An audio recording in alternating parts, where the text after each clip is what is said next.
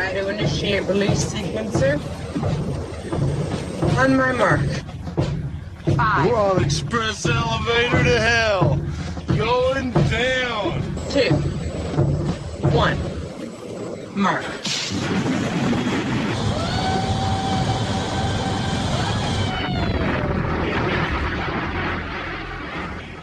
Hello, everyone. My name is Mark, aka Derringer. Today is Sunday, July 14th, and you are listening to episode 217 of the Instant Action Podcast, your weekly source for planetside news and information. As always, I'm brought to you by great listeners like you via the Support the Show tab on instantactionpodcast.com. So hello, everyone. I am back from a week's vacation deep in the woods of Maine. If anybody knows the Sebago Lake area, that's where I've been the past week. I have been without internet access for the majority of the week. I have no idea what is going on in PlanetSide 2 this week. I have no idea about PlanetSide Arena. I really have no idea about anything because, like I said, being in the middle of nowhere with the worst internet access, I have cell service through AT&T, and the cabin, and calling it a cabin is not doing it justice. It was basically a mobile trailer up on blocks for the most part that my wife and I and some friends stayed in. I had one bar of service the majority of the time. I could not load Reddit the entire time that I was there. I could not load Twitter. I could not load Facebook, not that I even use Facebook. For the majority of the time while I was on vacation. Occasionally, we went into a major city. We went to Portland, Maine one day, and just to experience some glorious internet at that time was absolute heaven. But we were only there for a few hours, and we're there for dinner and stuff, so it's not like I could sit at the table and peruse Reddit and Discord and stuff like that and chat with everybody while I was on vacation. Again, just I have never taken the comforts of good Wi-Fi and good internet as much for granted as I clearly have in the past. And when I got home on this Saturday and was able to log into my Wi-Fi at home and realize how amazingly fast it was and reliable and good that it was, I will never take cell service and Wi-Fi for granted ever again. But like I said, I was in the woods of Maine. I walked more than I've ever walked in my entire life. It was basically walk to the lake every day and walk back to the cabin afterwards and play board games and stuff like that. Even the TV stations barely came in at the place that we were staying. But it was still a good time. It was good to just kind of unplug and relax and get away and not think about stuff. I played a bunch of golf. That's what I kind of spent a lot of my time doing rather than interneting and stuff like that. So I did bust my ass on Saturday to get home in order to play in Community Smash number 7, and I'll talk about that a little bit later. But otherwise, like I said, I have not touched PlanetSide 2 in over a week, and I'm jonesing to play, so it's probably going to be a short show today so I can log back in and get some actual PlanetSide play. Well, maybe not after I cover topic 1. So enough about me. I'm back. What's in store for this week's show? Well, first, I want to talk about Community Smash 7, which, like I said, I participated in. I'm sure everyone has seen the Reddit posts by now. I'll talk about it a little bit. After that, I want to talk about a recent revelation about bounties that I wasn't aware of, and maybe you're not aware of either. Then I'm going to give my thoughts on the should membership be all access question that was on Reddit this past week. And then I'm going to finish up this week talking about trademarks because there was a little trademark news while I was gone last week as well.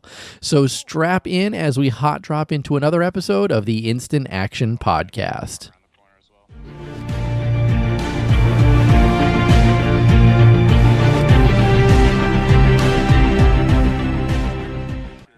All right, let's dive right in. Community Smash 7. If you guys weren't aware, this happened this past weekend. Actually, yesterday, as of this recording, on Saturday the 13th. Like I said, I was furiously driving the 3-hour drive home from Maine My wife was in the seat next to me saying, "Can we stop in Kennebunkport?" And I'm like, "Oh." But just so I could get home and play in this event. And I mean, I literally got home, unpacked the car, said bye, ran down to the basement, logged in, and was able to basically get in just in time for Community Smash 7 to start, then have to restart, and then play the full, I don't know, I don't even know if it was an hour that we played or not. I can't remember at this point. Now, I haven't played a ton of Community Smashes. I haven't played a ton of server smashes. I didn't play in the lane smash. I didn't play any of the other outfit v outfit stuff that's out there. But I have played a few things. Like I played the merger smash back when we were combining Watterson and Matherson. I participated in that. I've played in a couple others, and I think I've lost the majority of them. Yeah, I think we won Community Smash. Not Community Smash. Won the Merger Smash, but I've lost the majority of the other ones. I am by no means a competitive player. I play these just to be able to say that I played in them as part of the community. It probably means that I need to spend a bit more time scrimming so that I can get better at the game if I want to actually compete in these events. But for the most part, I do it just to be a part of the community that is playing this. I will throw the disclaimer out there as well. I played on the NC side. Yes, we got warp gated, and maybe that is coloring my feelings about this Community Smash a little bit more than, say, perhaps if I had played TR and been on the winning side. That had warp gated the other faction. Did I have a good time is the first question. And really the answer is no. Because when you're getting warp gated, how much fun could it actually be? There was one person in my group who, as soon as we started, it didn't take long for us to realize that we were basically fighting an absolutely uphill battle and weren't going to win. So like I said, one person in my group was actually trying to get Amaterasu kills more than actual kills within the game. I think he got 39, which is not a terrible number to get when you're playing against some of the perhaps better players in the game during these smashes. Other people were bolting from the spawn room. Again, for the most part, we really tried hard in the first maybe 15 to 20 minutes, but then after that, it really seemed like there was no chance we had to win whatsoever. And going by what other people are saying, it seems like the other side might have had about a 5% pop advantage, maybe 25 to 30 more players on their side than the other side. An issue that I ran into immediately is that I couldn't place a spawn beacon because the character that I played had not been logged into until I actually played it. So then I had to completely log out of the game, shut the game down, and restart it in order to actually place spawn beacons at one point in the game, and that certainly didn't help. I didn't even think of that when I was just starting out in the game itself, that I couldn't place a spawn beacon. That certainly was a detriment to me. It also doesn't help that, like I said before, I'm not the best player of PlanetSide 2. I was playing Heavy Assault the entire time, except at the end where I pulled a max, and a dual Gorgon max just for shits and giggles because we had basically lost at that point. But I played Heavy Assault, and everyone knows I'm not the best Heavy Assault player. But it feels like this was not a fun event for many reasons for folks on our side. And I would also like to think that it might not have been a fun event for folks on the other side because you warp gated one faction. I would think that it would be a lot more fun of an event if it's a constant back and forth struggle in the middle of the map and the score goes back and forth the entire time. I'd like to think in my mind that might be more fun for both sides, especially, and even the winning side. Again, maybe not. Maybe it's that giddy feeling of, holy fuck, we just warp gated the other group. They must really suck. Might be a good feeling for a lot of players. But again, I'd hope that the majority of the better players or the ones actually looking for competition don't think that that's the way a community smash should go. I have my feelings on the way that the two teams were set up and that one of them might have been stacked a little too much in favor of TR with better players than on the NC side, but maybe that's not truly the case. There's also quite a few videos out there about one person potentially jumping the gun and being at a base and starting to flip it before the match even started. I'm going to let players look to that video and make their own opinion regarding that, because I know the person that did it, and I kind of like them and would hate to think that they would resort to something like jumping the gun and getting to a base before the match starts. Again, you'll have to go watch the videos yourselves, because I have a little bit of respect for the person, and I would like to think that this is just some anomaly and not a true video that people are throwing out there saying that someone was cheating in a community smash. But of all the community smashes that I've played, this was not the worst.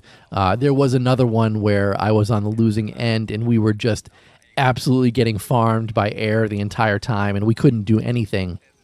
That wasn't the case in this community smash. I mean, yeah, the TR team had the much better air force than the NC side in this particular one, but I don't feel that I was constantly being air to ground destroyed throughout the entire game, whereas that other one I really did. So this kind of ranks up there as the second worst community smash that I've ever participated in, and I would hope that the folks putting these together, the PSB folks, are kind of taking this one offline and looking at it and maybe seeing what might be seen as stacking too many good players on one side and not the other. And let me just say, the original groupings for this were even more stacked than what they ended up being in the end, or at least in my opinion, they were in the end. I mean, at one point, I think it was Hydra Saltworks, Hood, Bax, who I was playing with, all on one side against a bunch of, I don't want to say secondary outfits, but a lot of them are secondary outfits that may not do as many smashes as others. And again, they redid those teams because they felt unfair.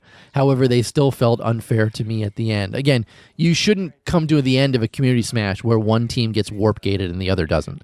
It should be a pretty even fight, again, one side versus the other throughout the whole thing. And that's what I really want out of a community smash personally. Will I participate in future community smashes? Yeah, I don't see why I wouldn't. Again, I do these because it's the community, and I like being part of the community and being able to say that I've participated in stuff like this. I still kick myself every day for not participating in the world record event. Being someone in the community like I am and missing out on that, it really irks me that I missed it. And that's why every time one of these community smashes comes up, I make sure that my hat is in the ring so that I can participate in it. So, again, you're going to see a lot of stuff on Reddit right now regarding this. A lot of it is all old, cut and pasted stuff being thrown out there. There's not a lot of good information out there about what exactly happened. The long and short of it is, in case you're curious, the TR team warp gated the NC team. Many people on the NC team felt that the TR team had some of the better players on it.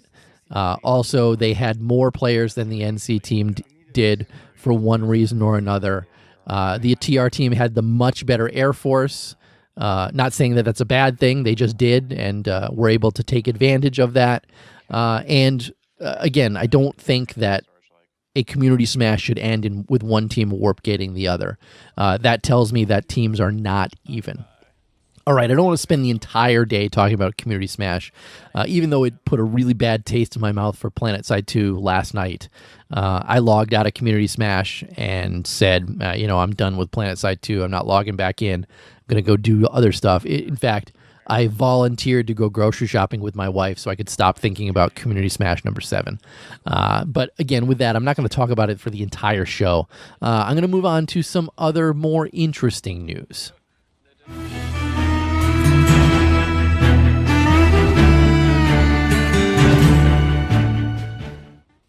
And that more interesting news is regarding bounties, because somebody on Reddit asked whatever happened to bounties.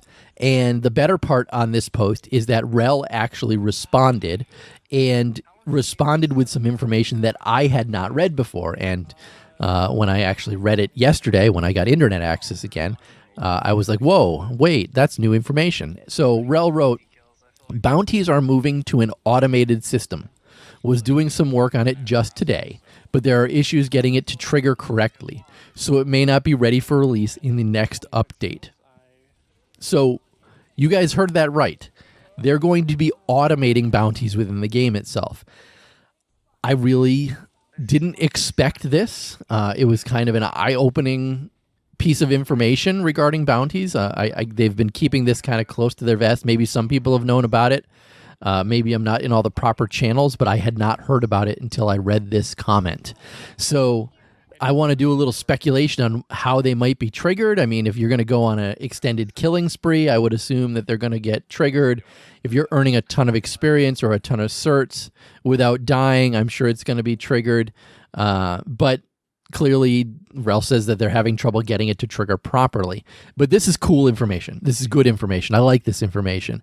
Obviously, in the past, bounties could really be used to your advantage. Obviously, they used to always turn them off on 4 XP events, but there were certainly people that would log in the day before a 4 XP event went live, place a whole bunch of bounties on each other, and then log out.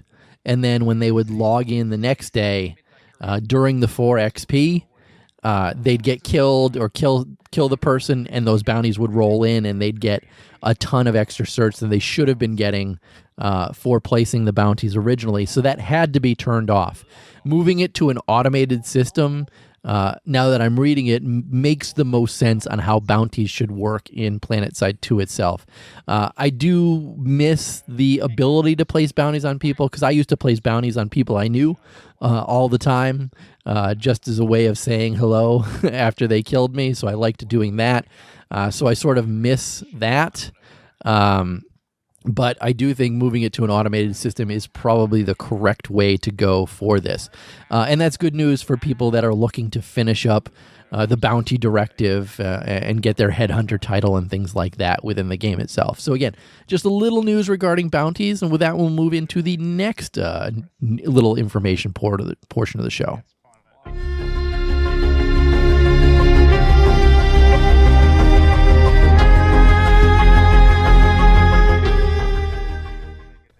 And that third topic is my thoughts on the "is it time to make membership all access," and all access is in quotes, post that was on Reddit recently. And this was actually put out there by a user named Mumbert. And the majority of the people responding to him said no, that's gone a little too far. And of course, you're asking, what exactly does he mean by this? And meaning that if you have a subscription, you can freely use any item that can be bought with certs, even if you haven't unlocked it already. Basically, like you're permanently in VR training. Cosmetics and special edition weapons would still cost Daybreak cash to unlock and use. And he's thinking at this point it could be a way to get new players into the game and make it easier for them, and also make it easier for veterans playing on an alt character or to play on a different server as well. I'm also going to have to side with the folks who said no on this, and the reason that I'm going to say no is because PlanetSide 2 hasn't gotten to the point where this needs to be a draw into the game itself. They're still making money from people buying guns in the game and stuff like that, because that's the majority of the things that he's talking about letting people use. But again, they're still making money off people buying guns, especially new guns as they come into the game itself. I mean, we keep getting various Doku guns into the game, and if those were to be free for somebody logging in for just because they're a member. That wouldn't be a good way for Daybreak Cash to make cash. Daybreak Games, to make cash on these various new guns as they come into the game. Plus, like I said before, I don't think PlanetSide 2 is the quote-unquote dead game that everybody says it is. So it's still making money. People are still buying guns within the game itself. So I don't think that we've come to this point in PlanetSide 2 that it's time to do something like that. 2 years, 3 years, 4, 5 years down the line, if the game's still running strong, yes, that might be the time to revisit something like that. But at this point, I also don't agree that we should make everything in PlanetSide 2 regarding membership all access for members. And with that, let's move on to our fourth and final topic this week.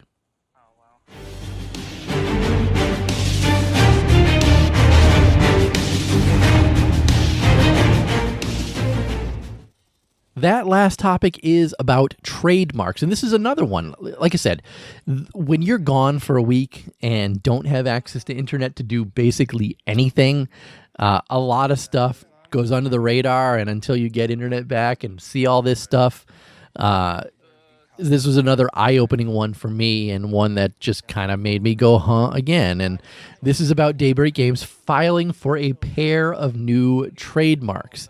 And these were both in the computer game software and video game software categories. The first one is being called Dark Paw Games.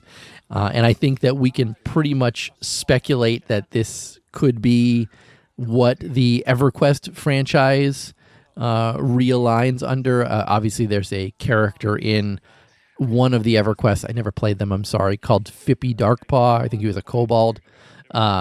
So obviously, you got to put 2 and 2 together with that one. So Darkpaw Games will most likely have EverQuest rolled into under it. Again, this is all speculation. Nothing's been said. And the other one, though, is called Rogue Planet Games. And obviously, everyone's thinking Rogue Planet must be Araxis, must be PlanetSide franchise moving under Rogue Planet Games. Again, none of this has been set in stone. No one knows outside of Daybreak Games, obviously. I'm sure Nick knows exactly what's going on. And everybody else working on the game knows exactly what's going on with these new trademarks. But everyone outside has no idea what's going on with these trademarks. And again, we're just speculating that the PlanetSide franchise, which would include PlanetSide 2 and PlanetSide Arena, which we still haven't heard anything about, in the month of July, in the summer, which we're supposed to, will most likely move under Rogue Planet Games. A lot of people said, it's so much easier for Russian oligarchies to hide their assets when you've got multiple companies, and I don't think that's the case for this. Some other people said perhaps Daybreak Games is looking to sell off their various assets onto new companies, and honestly, working in a field where companies do this all the time, that, in my opinion, seems like the most likely thing that's going to happen here. EverQuest may be bought out by another company, and Darkpaw Games might find itself under a different company, maybe somebody else, some other company out there that is doing various types of MMOs and things like that. And then Rogue Planet Games could be spun off into somebody else, purchased by somebody else. Again, I work in that industry. I see this stuff happen all the time. We call it M&A, mergers and acquisitions. We see that stuff all the time going on. I wouldn't be surprised if that's exactly what this is being set up for. So might PlanetSide be under someone other than Daybreak Games? We're only going to have to wait and see. Regardless, this makes it very interesting. And it also begs the question for all those people who recently spent the $300 to buy, unlimited access to the game, lifetime access to the games themselves. That money was paid to Daybreak Games. It's not outside the realm of possibility that They say that was an agreement with Daybreak Games and not with the new owner of PlanetSide 2, if there is a new owner.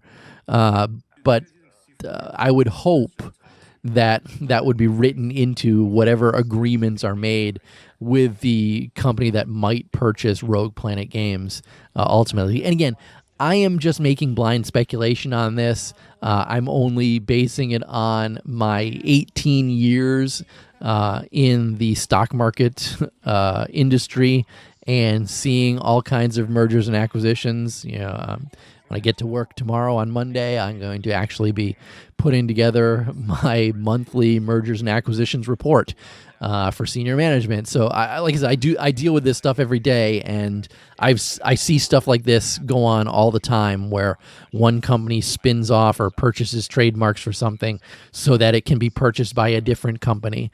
And while I hope everything stays under Daybreak Games, that certainly could be what's going on. But again, this is just my speculation. Hopefully we'll hear some more information about it in the coming months. But with that, let's wrap up this week by moving on to housekeeping. Housekeeping. Housekeeping. Come back later, please. Housekeeping. Not now. Housekeeping. Go away. I coming anyway? So for housekeeping, I didn't get any voicemails or emails, but I want to cover a Reddit response that I got on last week's show, and this came from Boil Down, and I hope he doesn't mind me reading it, because I thought he had a lot of good points in here that I'm not sure everybody's. Not sure that everybody's getting this information. He writes, I have a problem with the Summer Splash bundle. And this is the bundle that I went over last week in case anybody has forgotten. And his problem is that it has bulldogs for anything other than the Galaxy in it, especially as there's a lot of stuff in the bundle, and it's very likely that buying it is a bad idea for anyone other than a new player, because established players likely already have some of the weapons in that bundle and therefore won't want it. And he goes on to say, and the crux of this problem is that besides the Galaxy, the Bulldog is arguably the worst weapon you can equip on an Ant, Sunderer, main battle tank, or Harasser. And he does clarify that only the Ant and Sunderer versions are in this bundle. He goes on to say, so what will happen is that a bunch of new players are going to equip Bulldogs on their Sunderers, replacing the perfectly good Basilisks. And he says the Bulldogs are situationally mediocre and most of the time terrible, whereas Basilisks are average to excellent in most situations. They do this because the noob thought process, which is reasonable but untrue, is that if you buy a weapon, it must be better than what is given by default. He says that Bulldogs are straight up terrible, especially on Sunderers, most especially, emphasis added, on deployed Sunderers that need to defend against attacking anything. He says that he's already started to see more Bulldogs than usual, and it's very distressing to jump in your attacker's deployed Sunderer to find a Bulldog equipped when you need to stop that light assault or mosquito or, well, anything. Because it's not going to be able to do that job, and the default gun, had that player done nothing, would be many times better. He wraps it up by saying, given the nature of what's included in the bundle, he'd rather pretend it doesn't exist than do what I did and let everyone know they can get terrible weapons for their top guns. He does say that some other parts of the bundle seem worthwhile, and sure, he agrees that the theme is splash, as in splash damage, but it would be better if only veteran players who know better than to use those Bulldogs actually bought it. So again, boil down, you had nothing but excellent points in there. I would even go so far as to say Bulldogs in the Galaxy, they used to be the most godlike weapon created. Now they're nowhere near what they used to be. And I think most people don't even put them on their Galaxies anymore. And you are 100% correct when you say never put a Bulldog on an Ant or a Sunderer anymore. The only thing that I can hope is that at some point Bulldogs are going to get a pass and get looked at again and maybe make them better. But I agree with you 100%. Do not put Bulldogs on your Ants or Sunderers when you have perfectly good free Basilisks given to you. So again, thank you, Boil Down, for, I almost called you Bulldog, and that would be an absolute slap in the face. Thank you again, Boil Down, for making that comment. I thought it was important to read everything that you wrote because you are 100% spot on. But that's going to be it for this week's show. As always, how can you get in touch with me or the show? First stop is my website, www.instantactionpodcast.com. You can also email me at instantactionshow@gmail.com. You can call me and leave me a voicemail at 347-4VM-4PS2. Those digits are 347-486-4772. And please follow the show on Twitter at InstActPodcast. But in closing, if you've enjoyed the show, please leave me a review on your podcast listening avenue of choice, whether it's iTunes, Stitcher, Google Play, or anywhere else. Also, feel free to tell your friends and outfit mates about the show. And finally, thanks for listening, and keep spamming that join combat, formerly known as Instant Action button. Derringer out.